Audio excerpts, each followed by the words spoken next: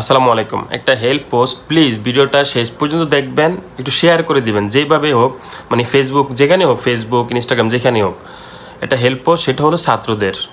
অনেকেই তো আল্লাহর জিম্মায় চলে গেছে, আল্লাহ তাদেরকে বেস্ট নসিব করুক। যারা চিকিৎসাধীন অবস্থায় হসপিটালে আছেন বর্তমানে, আহত অবস্থায়, তাদেরকে একটু হেল্প করেন আর্থিক অথবা মানসিকভাবে, বুদ্ধি পরামর্শ দিয়ে। আর সর্বশেষ ব্লাড, অনেকের ব্লাড দরকার হতে পারে।